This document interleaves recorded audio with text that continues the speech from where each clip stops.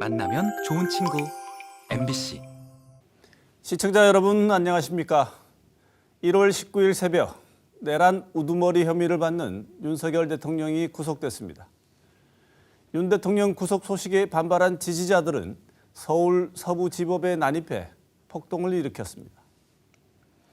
이들은 경찰과 기자를 폭행하고 구속영장을 발부한 판사를 찾아다니며 유리창과 집기를 파손했습니다.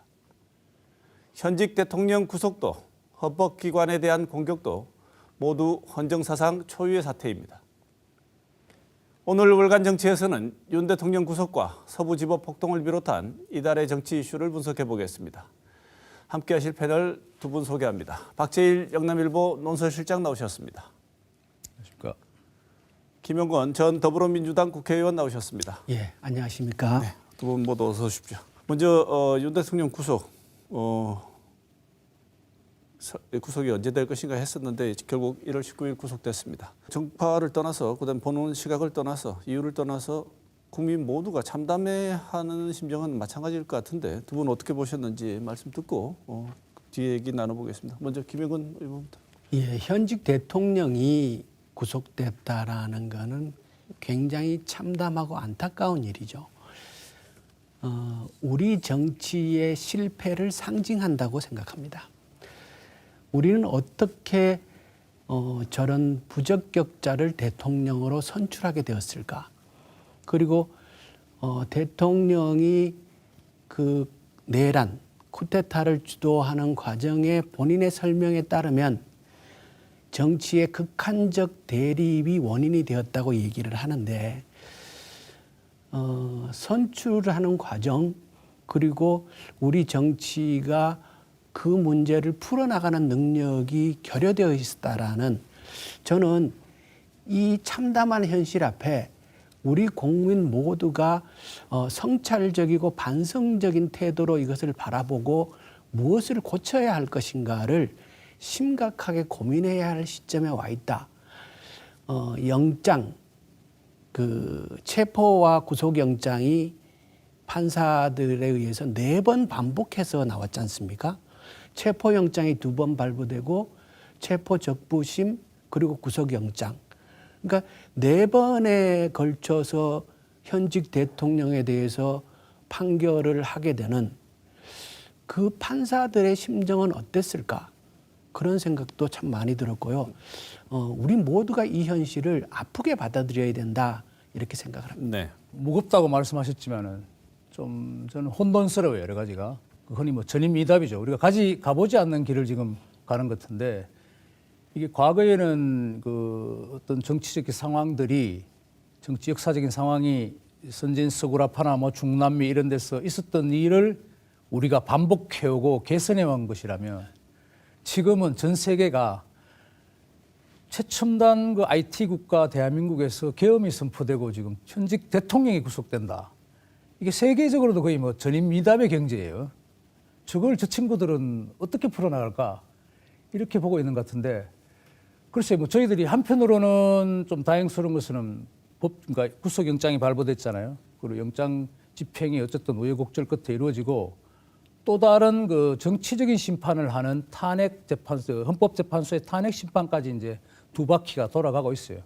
한편으로는 다행스러운 점이고 우리가 법치주의로 단계별로 이것을 이성적으로 풀어간다는 것이고 그렇지만 또 한편으로는 우려스러운 것은 이런 사태를 발생한 우리 김영건 의원님께서 말씀하셨듯이 한국 정치의 어떤 불안정성 또 지금 21세기 전 세계가 좀 같이 앓고 있는 좀 깊은 문제도 우리가 지금 차후 논의하겠지만 이것들과 다 얽혀 있어서 한마디로 진짜 이 난국을 실타래처럼 얽힌 이 난국을 뭐 어떻게 타개할지 그런 측면에서는 저는 좀 혼돈스럽습니다. 네. 네. 혼돈스럽다고 하셨는데 그 혼돈에 실제 구현된 현실로 나타난 가장 상징적인 장면이 우리가 전혀 상상하지도 못했던 형태로 나타났습니다. 이게 뭐냐면 두 분도 놀라셨겠지만 법원을 폭도들이 폭동을 일으켰습니다. 이게 시위대가 이 시위를 한 거라고 보기에는 도저히 선을 완전히 넘어선 거죠. 이 모든 걸 떠나서 이 법원이 공격을 당했다는 것은 또 다른 공공기관의 공격과는 또 다른 차원의 심각성이 있는 거 아니겠습니까? 이 사안의 심각성 어떻게 보시는지요? 이번에는 박재일 실장님 먼저 말씀 주시죠. 법적으로 깊게 따지면 굉장히 중죄가 될 수 있잖아요. 소유죄라든가 이런 것이 여러 가지가 있을 수 있고 법원이라는 것은 또 법치주의 국가에서 우리 뭐 등기부 등본이 있는 자리가 법원인데 사실은 그게 안보상 가장 중요한 자리예요. 그게 무너지면은 그야말로 우리가 흔히 옛날 학교 시절에 배웠듯이 아노미 상태, 케이오스 그러니까 무정부 상태, 자연 상태로 돌아가는 것이 벌거벗은 상태. 그러니까 법원을 공격한다는 것은 있을 수 없는 일이죠. 그건 당연한 것이고 또 한편으로는 제가 이 부분에 조금 심각성이 있다는 것은 약간 이건 정치적인 심리적인 사이킥한 측면이 있기 때문에 전념성이 있어요. 그러니까 이런 것이 만약에 반복된다면 우리가 저는 대한민국이 그렇지는 않을 거라고 합니다. 이게 아마 단편적인 사건으로 끝날 거라고 희망하고 그렇게 보는데 만에 하나 이것이 전념성이 있다면은 그것은 심리적인 내전이고 굉장히 정치적인 내전에 가까운 상황이 벌어지는 것이에요. 예를 들면 항공기가 추락한다면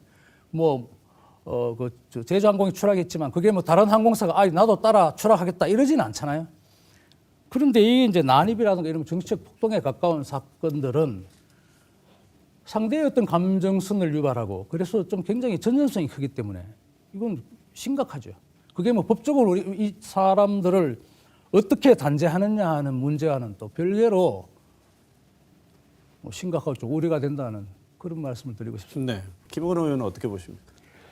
우리 헌정사에 시위도 많았고 여러 격변들이 있었지 않습니까? 그런데 법원을 직접 공격 대상으로 삼았던 사례는 없었던 것 같아요.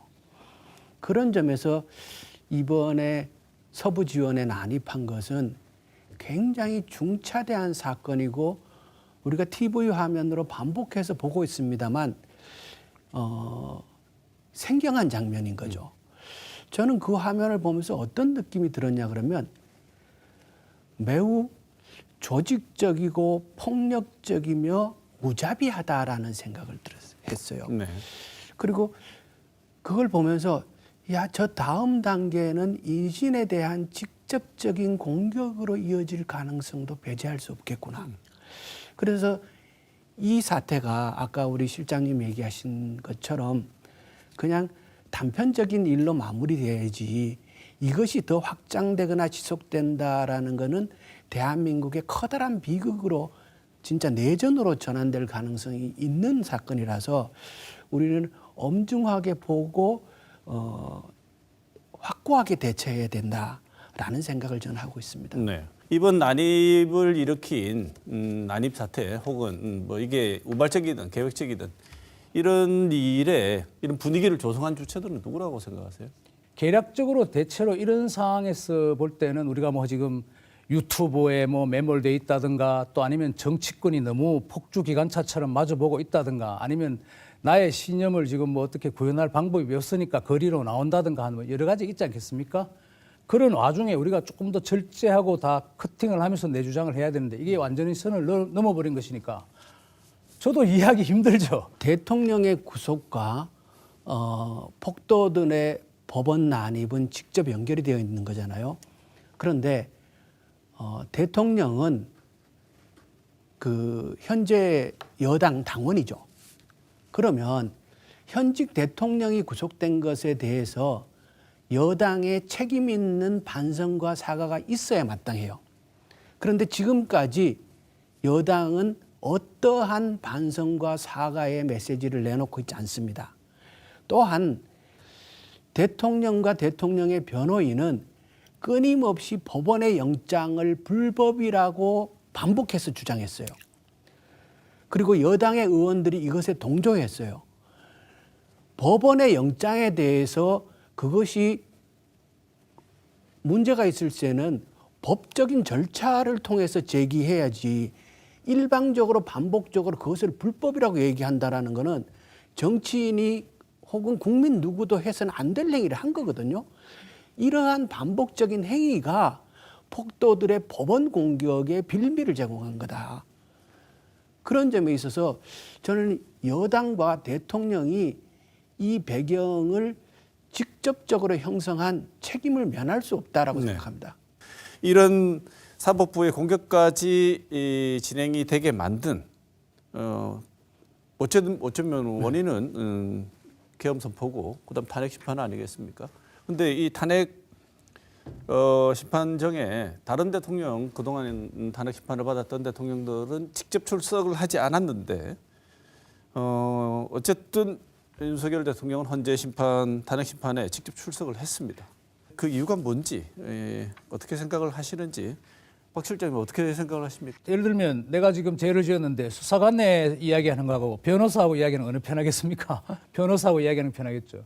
지금 수사가 처음에는 이게 그 군 그리고 공수처, 경찰, 검찰 난리가 났잖아요. 대통령 한번 잡아서 어떻게 공을 세워보겠다는 비슷한 그런 뉘앙스까지 펼쳐졌는데 어쨌든 공수처로 해서 이렇게 이제 조사가 진행되면서 공수처는 문재인 정권 때 이제 들어섰으니까 윤석열 대통령이 조금 껄끄러운 친정집은 아니잖아요. 어쨌든 검사들 있지만 검찰청이 있고 한데 이러나 저러나 윤 대통령은 수사관의 일문일답 그건 전 그렇게 조사받아 본 적이 없기 때문에 잘 모르겠는데 그런 식의 굉장히 이게 괴로워요. 한번 갔다 오면 그건 자기가 말할 그 밀실에서 말할 여지가 없어요. 크게 범죄 혐의에 대한 어떤 추적 증거를 계속 수사관들은 집요하게 물고 늘어지는 것이기 때문에 할 말이 없는 것이죠. 대통령도 굉장히 현직 대통령이라면 굉장히 수치감을 느낄 가능성이 많습니다. 그 자괴감 이런 것이 있을 것이고 방어도 아무리 변호사가 있지만 좀 곤란할 수도 있겠죠. 그러나 헌법재판소를 아마 보신지 모르지만 시간이 굉장히 길지만 굉장히 거기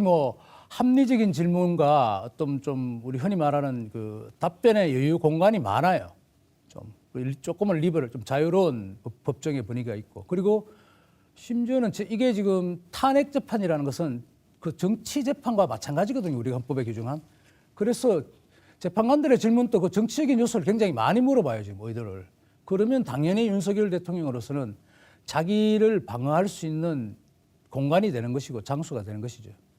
그런데 이제 제가 뒤에 한 말씀드릴지 모르겠지만 다만 윤석열 대통령이 지금 이 헌법재판소라는 공간을 정치적으로 활용하는 데 있어서 성공하고 있느냐 하는 부분은 약간 좀 퀘스천 마크가 어제부터 좀 들었습니다. 네. 그저께부터. 윤 대통령이 현재 출석 이후에 비상계엄 사태에 관련한 탄핵 소추 사유들을 거의 모조리 부인했습니다. 두 분께서 이제 윤 대통령 변론 내용 중에 특별히 주목하신 부분들, 그다음에 이런 내용들은 보시기에는 본인한테 도움이 안 됐다고 생각하시는 부분도 있는 것 같은데 그 점들 어떤 게 있는지 말씀 좀 주시죠. 그러니까 대통령이 헌법재판소에 나와서 직접 발언하는 것은 이유가 있다고 봅니다. 조사와 수사에는 응하지 않죠. 그것은 자신이 직접 얘기하는 것이 대중에게 노출되고 중계되지 않는다는 사실을 알기 때문이라고 보거든요. 그런데 지금 헌법재판소에서 나와서 발언하는 것은 중계되고 노출되고 보도되죠. 목적이 거기 있다고 봅니다. 헌법재판소에서 나와서 발언하는 것을 보면 대통령은 이미 진실을 다툴 의지는 없다. 그것은 포기했는 것 아니냐. 그것보다는 본인의 일관된 주장을 메시지를 전달함으로써 지지자들을 격려하고 그들이 움직일 수 있는 동력을 제공하는 것이 목적이 아닌가라는 생각을 하게 되고요. 어쩌면 이게 최근에 여당과 대통령들을 포함한 여러 그 발언자들의 일관된 모습이라고 봐요. 그러니까 일단은 여당이 대통령이 구속된 이 상황에 대해서도 책임 있는 발언과 일체 사과를 하지 않는다. 그리고 인정하려고 하지 않는다. 그 누구도. 그러면서 끊임없이 일방적인 자기 주장을 계속 반복한다. 이것은 그룹화되어 있는 지지자들에 대해서 메시지를 전달하는 게 목적이다. 이렇게 생각합니다. 네. 본인이 나와서 직접 설명하는 게 크게 도움이 안 되는 방향인 것 같다고 느끼셨다는데 어떤 도움이 안 되는다기보다는 윤석열 대통령으로서는 조금 전에 말씀드린 대로 헌법재판소의 그 공간을 이용해서 자기의 어떤 계엄 발동에 대한 타당성이랄까 그 건재해 있었던 그 배경을 국민에게 좀 설득하려고 하는 목적이었을 것이죠. 그런데 제가 말씀드린 건 좀 아쉽다고 윤석열 대통령 입장에서 보면 아쉽다는 것이 그 최근에 지금 나온 얘기들은 뭐 두 차례 지금 변론기일에 보면은 뭐 쪽지를 내가 만들었냐 안 만들었냐 뭐 쪽지도 아니고 그게 그 A4 용지에 가까운 서류인데 그런 것이고 또 국회의원들을 끌어내라고 했는데 아니다 그걸 요원을 내가 끌어내라고 한 것이다 비슷하게 정확하게 제가 잊어버렸어요. 다 보기는 봤지만 어쨌든 전반적으로 이렇게 보면은 윤석열 대통령 답지 못한 부분이다 나는 이런 생각해요. 왜냐하면 윤 대통령은 어차피 계엄을 발동했어요. 그게 어린애 장난 같은 것은 아니잖아요. 본인이 무슨 신념이 있을 것이고 흔히 말하듯이 국회가 나는 괴물이 돼서 입법 폭조 기관차에서는 했다 뭐 이런 뜻이잖아요. 전공의들도 너무 심하다. 뭐 처단하는 용어가 실수로 들어갔다고 얘기는 했겠지만 그런 어떤 정무적인 국가 현 상황을 바라봤다는 것인데 거기에 대한 국민은 거기에 대한 그 대통령의 솔직 담백한 심정을 듣고 싶은 거예요. 그게 헌법재판소 재판관들도 그걸 듣고 싶어할 것입니다. 그래서 우리가 이제 그런 듣고 나서 우리가 판단을 하는 것인데 그 점에서는 대통령이 좀 약간 변호인단도 제가 보기에는 뭐 쉽게 말해서 제대로 된 어떤 코치가 안 되는 것 같아요. 그냥 지엽적으로 이걸 했니 마니 이러면은 이 중대한 국가 사안에 무슨 그 짧은 2시간, 3시간에 있었던 일들을 어떻게 우리가 조목조목 분 단위로 다 기억하고 하겠습니까? 또 한편으로는 처음에 어떤 한동훈 전 대표와 국무총리 한덕수 총리가 계엄 직후에 만났을 때 나의 임기를 포함하고 어떤 그 자리까지 임기 부분 그런 또 정치적인 책무와 법률적인 책임을 다하겠다는 자세가 조금 더 윤석열 대통령한테 기본적으로 있으면 차라리 그것이 윤 대통령에 대한 평가에도 더 긍정적일 것이다. 저는 이렇게 생각합니다. 대통령이 일관되게 보이는 발언의 모습에서 진실하지 않아요.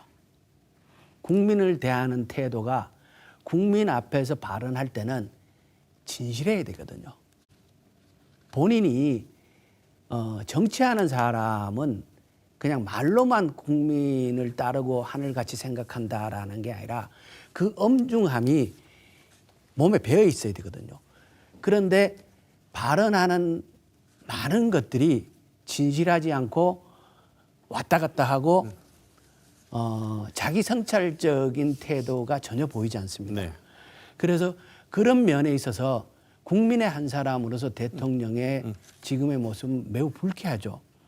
그리고 지금 헌법재판소에서 나와서 하는 발언들은 그런 면에 있어서 그 기본적인 대통령의 자질로서 매우 부적절하고 부족한 면이 보이고 있습니다. 예. 네. 탄핵 전국 속 정치 상황 끝으로 한번 짚어보고 오늘 시간 마무리해야 될 것 같은데요.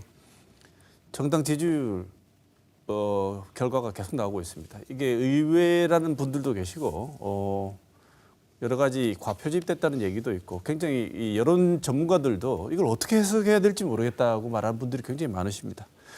근데 뭐 어떻게 보면 두 분도 나름대로 보시고 있는 근거 혹은 해석이 있으실 텐데 두 분 해석 한번 들어보고 싶습니다. 이번에 김영건 의원 먼저 하실까요? 그러니까 지금 그러니까 여당도 그렇고 대통령도 그렇고 현재의 상황에 있어서의 본인의 잘못과 책임 발언하지 않잖아요. 국민에게 사과도 하지 않고 그런 것이 지지자들에게 있어서는 굉장히 결집의 신호로 읽히는 것이 사실이고 그러다 보니까 그 극단적 지지층들은 현재 전화를 대기를 걸어놓은 상태로 있는 것이 사실이고 여러 여론조사에서 그 기초 자료들을 보면은 그 보수층의 과포집 현상은 뚜렷합니다. 네. 그런데 그럼에도 불구하고 이런 그 여론의 추이가 조금씩 바뀌어 나가고 있는 것은 민주당과 야당 쪽에서도 매우 중요하게 바라볼 필요가 있다. 그리고 특히 지금 민주당은 그 행동과 태도에 있어서 좀 더 조심하고 겸허한 자세를 보일 때다 이렇게 생각합니다. 네. 최근 여론조사 어떻게 보십니까? 굉장히 흥미롭죠. 원래 정치 변혁기, 혁명이라든가 굉장히 정치적인 소요가 막 나라가 들쑥달쑥 옛날 뭐 프랑스 혁명이든 뭐든 어쨌든 그런 경우에는 반동이 막 생기는 거예요. 이때 반동이라 우리가 무슨 뭐 반동분자 옛날 우리 고전적 영화에 나온 그런 게 아닙니다. 리액션, 반동이 계속 생기는 것이죠. 반작용이. 그러니까 지금 아마 그 윤석열 대통령의 계엄 발동 이후에 도대체 저 황당한 계엄이 뭐냐 해서 국민 대다수가 반대하면서 그 뭐 당연히 철회가 될 것이고 국회에서는 또 지지율이 급전직하에 떨어지지 않습니까? 그런데 이게 이제 묘하게도 이상하게 뭐 스물 올라오더니 또 윤석열 대통령에 대한 지지세가 있고 난 그래도 윤석열이 지지한다 뭐 이런 거잖아요. 계엄을 하든 말든. 그럼 다른 요인이 있을 거죠, 그게. 그리고 국민의힘의 지지율이 이게 지금 어떤 경우에는 뭐 과표집이 됐든 어쨌든 간에 과표집 되는 거 열기도 하나의 여론인 거예요. 어쨌든 그게 뒤바뀌어 있는 것이지. 거의 뭐 건접하게 뭐 누가 이기든 아니든 뭐 표본 오차니까 큰 의미는 없습니다만. 그럼 묘한 것인데 아마 지금부터는 이 여론조사라는 것은 국민들은 계엄이 아마 벌써 한 달, 두 달 지나고 나서 윤석열 대통령이 행한 그 계엄이라는 비상계엄의 그 행위와 아마 다음 대통령 선거나 예상되는 이런 부분을 좀 슬슬 구분하기 시작한 것 같아요, 이게. 네. 그래서 부분적인 지역적인 전투와 어떤 전체 전쟁과는 좀 다른, 이거 뭐 전쟁에 비유하면 저도 안 되겠습니다만 그 성분은 이 여론조사에 보면 좀 다른 측면이 있다 이렇게 좀 네. 보여주면 그래서 좀 흥미롭습니다. 약간 민주당 내부에서도 여러 가지 시선이 약간 갈리는 것 같아요. 그중에 하나 또 강한 시선은 여론조사 특위를 만들겠다. 이게 뭔가 문제가 있다. 이렇게 보니까 민주당 내부에서도 그건 너무 쉽게 말하면 오바다. 너 그거 지금 뭔 얘기를 하냐. 그것마저도 아주 교만한 행위로 보일 수 있다고 얘기하는 쪽도 있는 것 같은데요. 착시가 아니다. 이재명 대표에 대한 불신, 그다음에 경고. 분명히 여기 들어가 있는 거다. 이거를 인정하자고 하는 쪽도 있는 것 같은데 민주당 쪽에서는 어떻게 보십니까? 저는 민주당에서 여론조사 특위를 이 시점에서 만들려고 하는 행위는 잘못 판단한 것이다 이렇게 생각합니다. 그러니까 민주당도 두려운 것이 있어야죠. 그것이 과포집이 되었던 혹은 오류가 있었던 현재 시점에서 민주당에 대해서 조금 쓴소리고 민주당 너희도 조심해야 돼라는 메시지로 읽힐 수 있는 것이 있다면 그것을 더 소중하게 보고 자신의 자세를 가다듬는 데 써야지 왜 이런 조사가 나와? 조사해야지. 이것은 매우 바람직하지 않은 태도다 이렇게 생각을 하고요.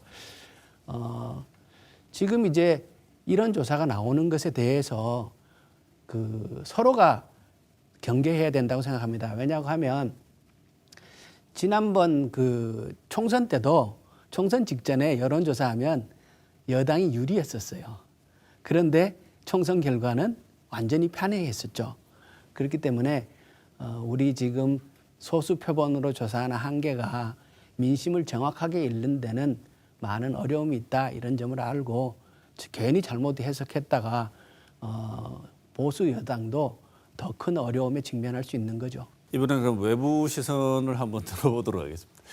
임종석 전 대통령 비서실장이 이재명 일극 체제 이대로 가다가 잘못하면은 다 이긴 것 같이 얘기하지만 택도 없는 소리다 이렇게 보는 것 같아요. 비명계에서는 완전히 바뀌어야지 대선에서 승리한다 이렇게 목소리를 냈는데 목소리 나오자마자 바로 또 내부에서는 뭐 바로 얘기 나오는 그 스토리들이 있지 않습니까? 내부 총질 얘기 나왔습니다. 사법 리스크 이런 거 다 고려하면 이재명 대표 입지 어떻게 돼간다고 보십니까, 박 실장님? 민주당이 좀 재미가 없었죠 그동안. 이재명 뭐 사실 일국 체제라 말이 언론에서는 저도 뭐 일국 체제라 보고 싶어요. 뭐 동의하시는지 모르겠는데 그 일국 체제 한 사람의 구심점이 거의 지배적인 그 어떤 지도력을 발휘하고 있는데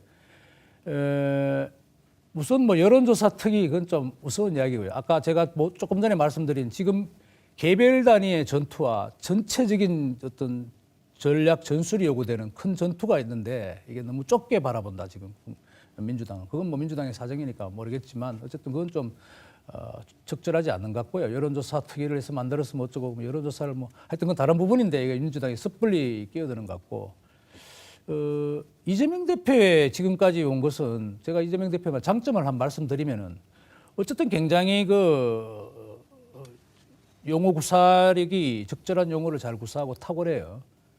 또 여러 국민들의 마음을 좀 집어낼 수 있는 그걸 포퓰리즘이라고도 그러지만 어쨌든 기본소득, 뭐 기본사회 이런 것이 굉장히 사람의 심금을 울리는 그런 요소, 좌파주의적인 요소가 있죠. 그리고 대선에서 패배한 2인자예요. 그러니까 지금까지는 굉장히 한편으로는 또 핍박받는 재판도 어떤 부분들은 이재명 대표를 왜 감옥에 못 보냈냐고 우파가 이야기하지만 어떤 경우에는 이럴 수가 있나 대선에 패배한 사람을 저렇게 계속 우리가 시덥지 않는 무슨 제목을 해서 재판에 넘기느냐 이런 것도 있잖아요. 그러니까 이재명 대표가 지금 유지된 것은 그런 동정적인 또 측면도 있다는 것이죠. 지금까지 유지됐는데 그러나 지금 또 다른 상황인데 그 이재명 대표 실체 지금 좀 문제는 그 최근에 와서 입법 폭주라고 흔히 이야기하잖아요. 탄핵을 예를 들면은 29번 국회가 탄핵을 할 수 있다는 다 연유가 있겠지만 그 탄핵이 29번 해서 만약에 헌법재판소에 제가 보기에는 과반이라도 승인이 된다면 이해하겠지만 지금 그럴 가능성이 거의 없어요. 굉장히 이재명 대표로서는 집권 여당 대통령 윤석열 대통령을 향한 어떤 거부 반응으로서 여러 탄핵을 시도했을 때는 환호를 받았을지 모르지만 이런 국가적인 굉장히 위기 상황에서는 이게 오히려 약간은 부메랑이 된 온 측면도 있고요. 그리고 지주율이라는 좀 뭐 공학적인 측면에서 말씀드리면 주식이 있잖아요, 그죠? 뭐 해보셨는지 모르지만 박스권에 있는 주식들은 흔히 잘 애널리스트들이 모르면 뭐 박스권에서 움직일 것이다, 뭐 이렇게 대충 얘기해요. 오르는 것도 아니고 내리는 것도 아니지. 근데 박스권에서 움직이는 주식들은 나중에 보면 되게 급등하든가 급추락해요. 둘 중 하나예요. 솔직히 말씀드려서 이재명 대표는 지금 그 기로에 와 있는 지점이 점점 다가간다고 봅니다. 내부에서는 어떻게 보십니까? 여러 가지 상황이 사실이고요. 현재의 민주당이 이재명 중심 체제로 완전히 갖추어져 있죠. 그런데 우리가 주목해서 봐야 될 것은 이러한 상황을 만든 것은 윤석열 대통령이라는 거예요.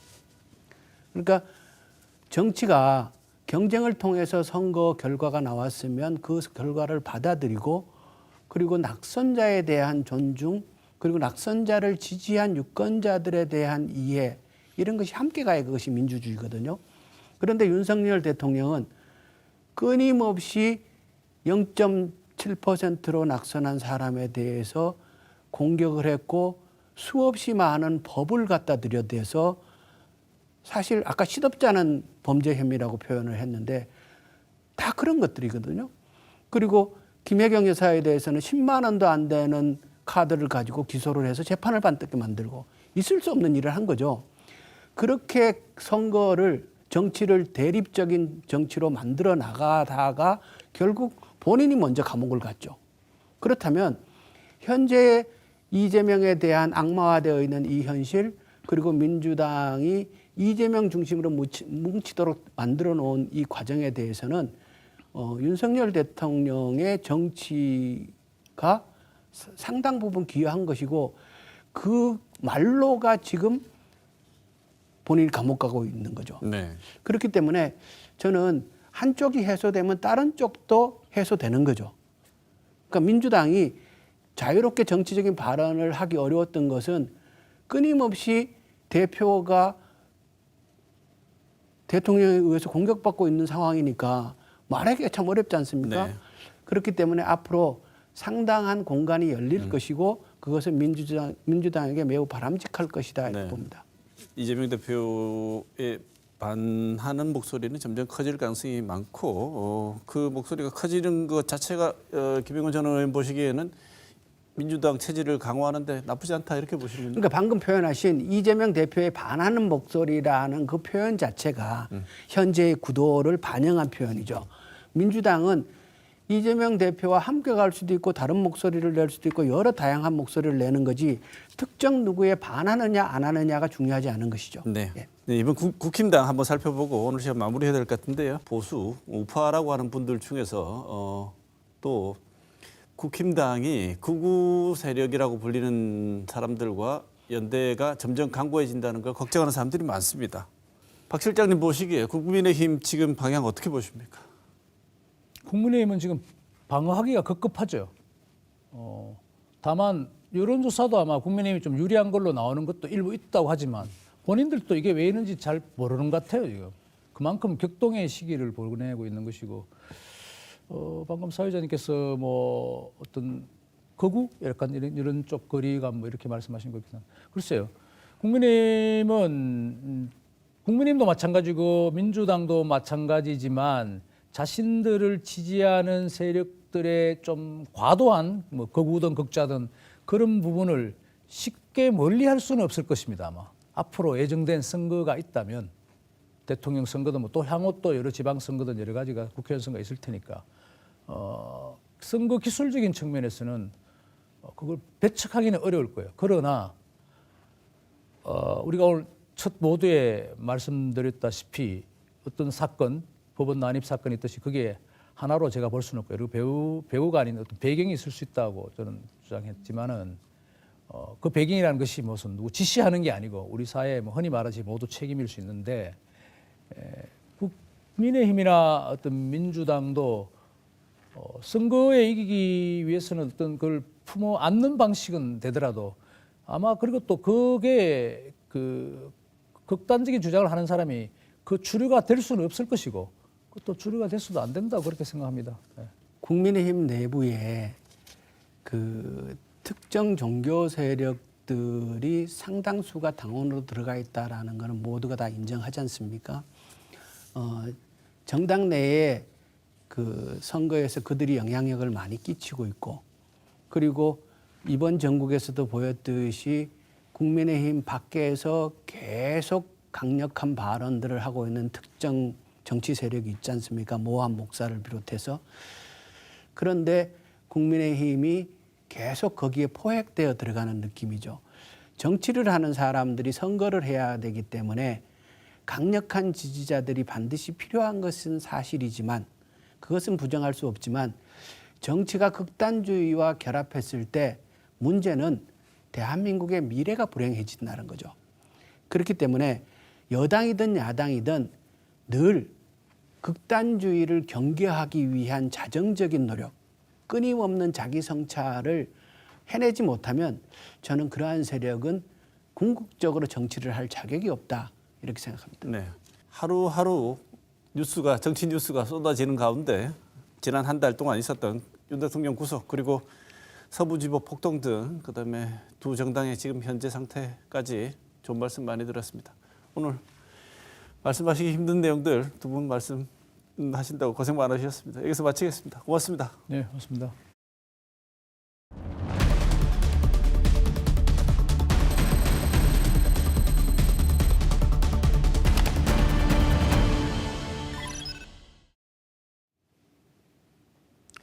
지난 한 주간의 중요한 뉴스를 짚어보는 시간 뉴스원입니다. 오늘도 김은혜 기자 나와 있습니다. 어서 오십시오. 안녕하십니까. 네. 자, 지난 한 주도 뉴스거리가 넘치는 주였던 것 같은데. 그렇습니다. 12상 계엄 내란 사태 수사와 그리고 탄핵 심판이 동시에 진행되면서 정말 뉴스가 쏟아졌습니다. 지난 4차 변론 기일에 김영현 전 국방부 장관 나와가지고 윤 대통령과 직접 대면을 하게 됐죠. 네. 이 이목이 많이 쏠렸는데. 맞습니다. 윤 대통령이 김 전 장관이 군사 정권의 당시에 포고령 조항을 베껴왔다. 국회 정치활동 금지는 부주의로 걸러내지 못했다. 뭐 이렇게 좀 책임을 미루는 발언을 하면서 사실 두 사람이 만나는 이 순간을 많이 이제 주목을 받았는데요. 공방을 벌일까 이게 이제 포인트였습니다. 대통령 측 증인신문에서 김 전 장관은요. 비상 입법기구 관련 내용이 적힌 일명 이 최상목 쪽지는 자신이 직접 작성을 했고 윤 대통령은 이 비상계엄 선포 이후에도 이 극소수의 병력만 투입할 것을 지시했다 이렇게 증언을 했습니다. 그리고 이 헌법과 계엄법 위반 혐의가 있는 국회의 정치 활동을 금지하는 이 포고령 첫 조항에 대한 신문도 있었는데요.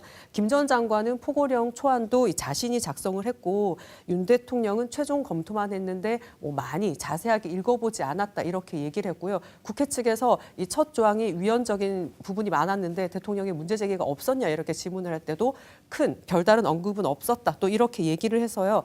대통령을 좀 비호하려는 증언이었지만 결국은 포고령을 보고도 대통령이 승인한 것이다 이런 증언을 한 셈이 됐습니다. 네, 관련 증언도 많이 쏟아져 나와서 넘쳐나고 있는데 여전히 이 모든 혐의를 부인하고 있죠. 대통령 측이 왜 첫 증인으로 불렀는지 알겠다는 말이 2시간 반 동안 시간이 흐르면서 나왔습니다. 뭐 공조다, 뭐 듀엣이다, 뭐 이런 얘기도 있었고요. 주변에서 누구는 약속 대련을 한 것 같다, 뭐 이런 다양한 평가가 나왔습니다. 계엄 전에 국무회의를 거쳤다, 그리고 계엄군에게는 실탄을 지급하지 않았다 같은 이 윤 대통령 측 주장을 김 전 장관도 증언으로 하면서 대통령이 들으면서 고개를 끄덕끄덕 이렇게 하기도 했습니다. 또 곽종근 전 특수 전 사령관에게 이 국회 본회의장에 있는 의원들을 끌어내라 한 게 아니고 요원들을 끌어내라고 한 거다. 뭐 이런 대통령 측의 주장에도 동의를 하면서 곽 전 사령관이 잘못 들은 것이다. 이렇게 또 얘기를 했어요. 국민들 청력 평가한다 뭐 이런 얘기를 하고 있습니다. 포고령에 대해서 계엄이 하루 이상 유지되기 어렵고 이 상징성이 있은 것이니 그냥 놔두라 했다 이런 말도 나왔고요. 뭐 다수당의 경종을 울렸기 때문에 계엄을 실패라고 보지 않는다 이런 발언에 국회의장과 국회의원이 국회 담을 넘었으니 국회를 봉쇄한 건 아니다 이런 얘기를 하면서 뭐 한간에서는 기적의 논리를 펼쳤다 이런 얘기도 했습니다. 네. 네. 놀라운 얘기들이죠. 네. 이렇게 이 수사와 탄핵 심판이 진행되면서 이 계엄에 투입된 군 사령관들의 이 다수는 정말 일관된 진술을 하고 있는데요. 이 핵심인 이들은 다른 말을 하고 있거든요.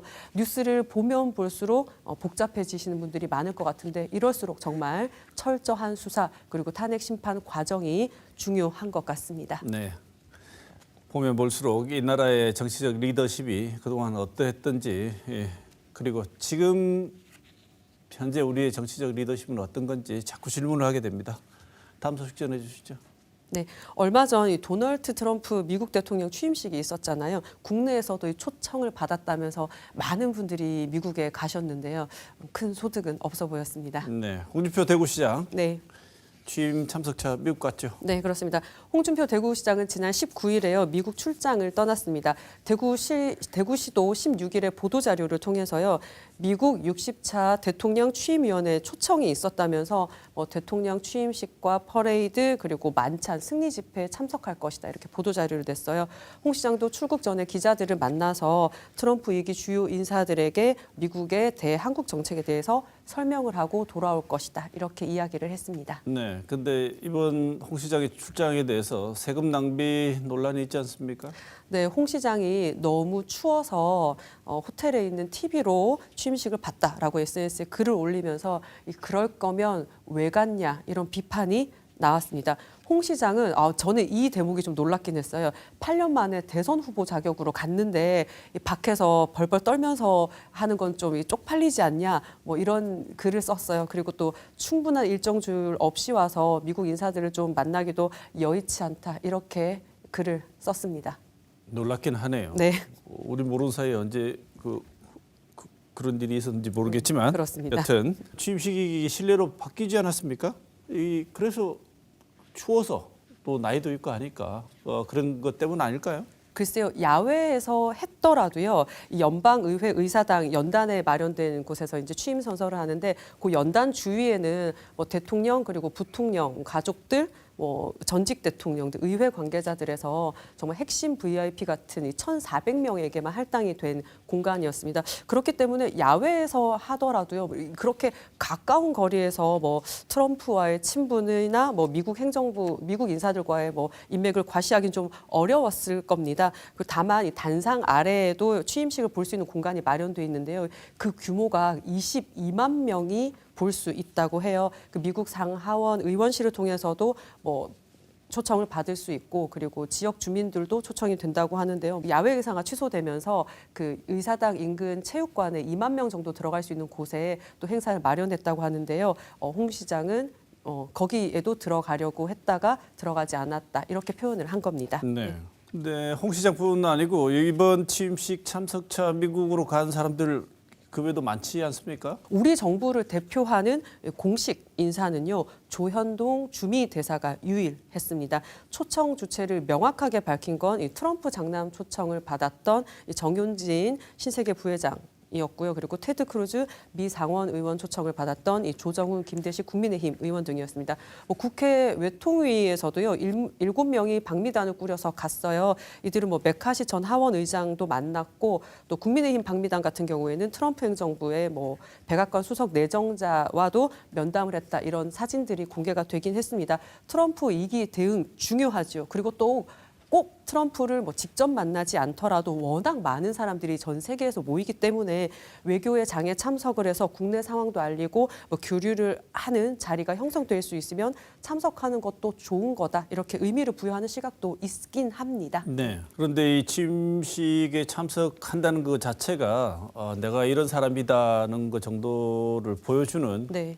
일종의 과시용 행사가 아닌가라는 의혹의 시선이 그런 시선이 보내질 수밖에 없는 대목도 있는 것 같습니다. 네, 특히나 홍준표 대구시장 같은 경우에는요, 윤 정부의 특사로 트럼프 대통령 취임식 갈 논의가 있었지만 탄핵으로 무산됐다 이렇게 얘기를 했고요. 또 한국에 왔던 트럼프 대통령 측 인사와 또 비공개 회담을 가졌다면서 떠나기 전에 큰 역할을 할 것처럼 공언을 하고 가서 좀 성과나 결과에 사람들이 갸우뚱하는 거 아닌가 싶습니다.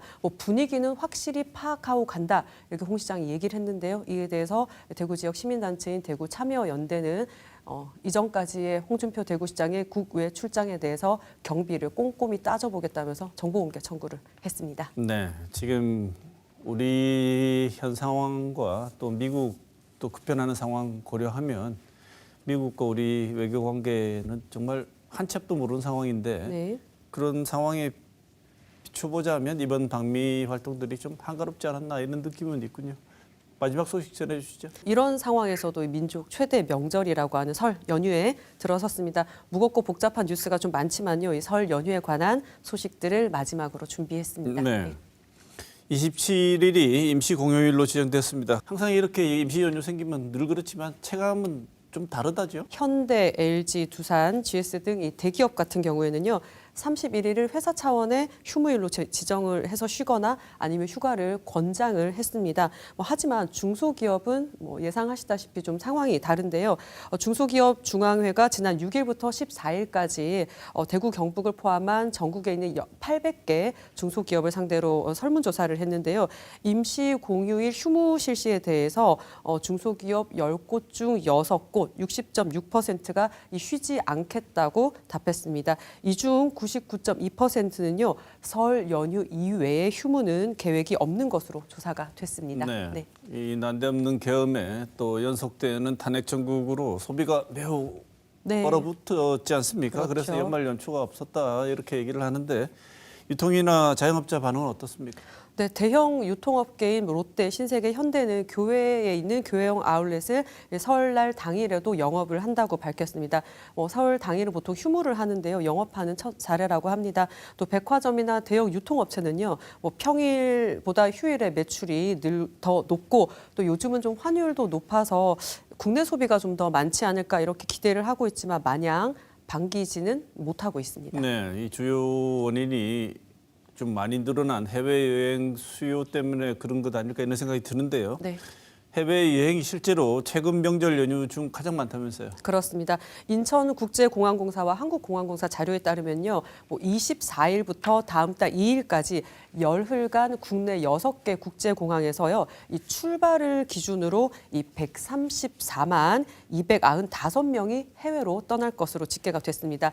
일평균 출발 승객 수가요. 13만 4천 명인데요. 지난해 설 연휴 일평균 출발 승객이 11만 7천 명이었으니까요. 13.8% 늘었습니다.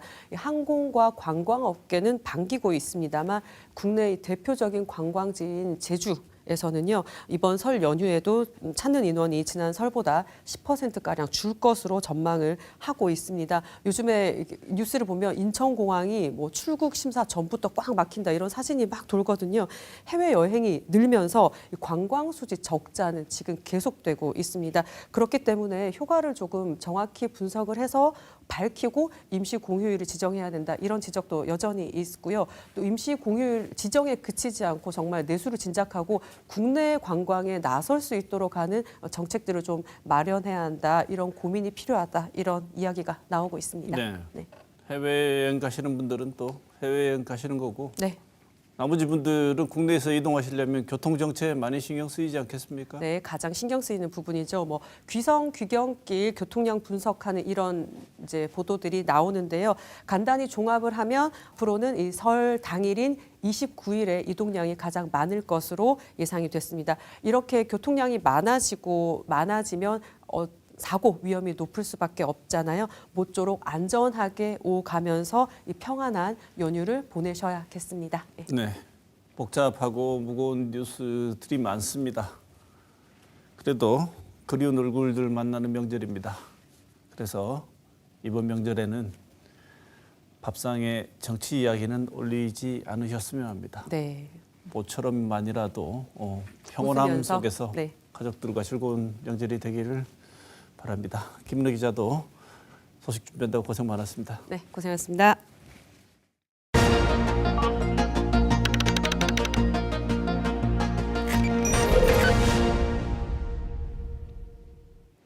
권성동 국민의힘 원내대표가 이재명 더불어민주당 대표와 민주당을 각각 아돌프 히틀러와 나치당에 빗대 원색적으로 비난했습니다. 그러자 민주당은 비상계엄을 선포하고 군을 동원해 국회의원들을 체포하고 헌정 질서를 전복하려고 한 윤석열이 히틀러 같은 독재자라고 받아쳤습니다. 여와 야 모두 상대를 향해 선동하고 있다고 말합니다. 선동이란 우리 편의 문제를 해결하기 위해 상대편을 희생양으로 삼는 담론입니다. 선동의 수사학은 현실의 복잡한 정치적 상황을 우리와 그들로 단순화시키고 논의의 쟁점을 정책이 아닌 우리 편과 상대편 중 누가 더 나은지로 몰아갑니다. 선동의 수사학은 간결하기에 매력적이고 문제의 원인을 외부로 돌리기 때문에 심리적으로 편안합니다. 선동은 우리는 틀리지 않고 그들이 틀렸다고 말합니다. 그래서 선동의 수사학이 거세질수록 구성원 모두가 공동의 삶을 함께 걱정하고 정직하게 반대하고 생산적으로 수기한다는 민주주의의 전제는 흔들리게 됩니다. 그런데 당장 몇몇 선동가를 사라지게 한다고 해서 공론장이 저절로 회복되지 않습니다. 정직하게 반대하고 생산적으로 수기하는 문화를 회복하지 못한다면 우리는 이전보다 더 강력한 선동가를 얻게 될 것입니다. 그리고 대한민국 공동체의 삶을 걱정하고 민주주의의 전제와 원칙을 지켜야 한다는 점을 기준으로 삼는다면 지금 누가 선동하고 있는지를 가늠해 볼 수도 있을 것 같습니다. 이번 주 시사오는 여기서 마치겠습니다.